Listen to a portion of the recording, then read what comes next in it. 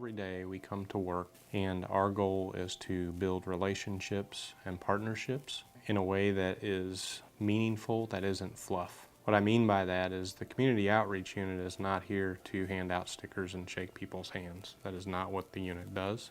The reality is that we have police officers in parts of town that have really seen crime issues, have had issues with distrust of the police, they've had issues with distrust of their neighbors, and all of that really has caused the quality of life in those neighborhoods to go down. In 2015, the City Council identified a strategic plan they wanted to implement. They went through the Phoenix Stress Index, which is a measure of about 133 different criteria, very few of which have to do with crime. They measure things such as who's late on their light bill, which schools have kids failing tests in the 3rd grade, and they identified 3 neighborhoods. We call them our strategic neighborhoods. Those neighborhoods all scored within that stress index as needing further investment by the city.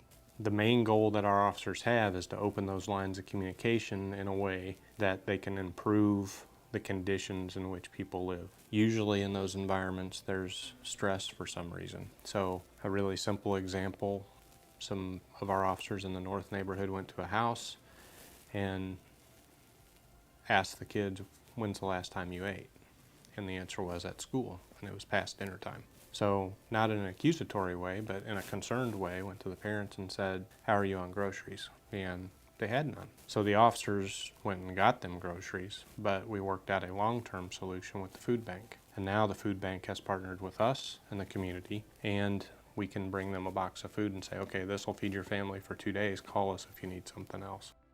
The reality is that right here in Boone County and throughout the 32 counties that the food bank serves, 1 in every 6 adults and 1 in every 5 children is struggling with access to sufficient nutritious food.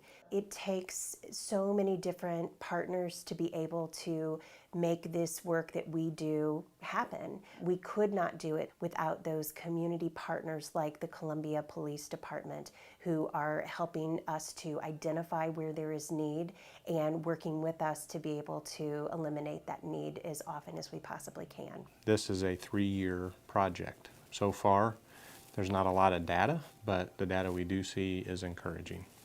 Those 3 neighborhoods, calls have gone down significantly. There's some promise that our crime rates will go down. And these were the areas that had the highest rates. These are the areas that some would have called crime-ridden.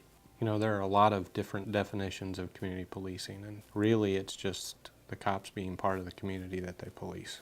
It's really that simple.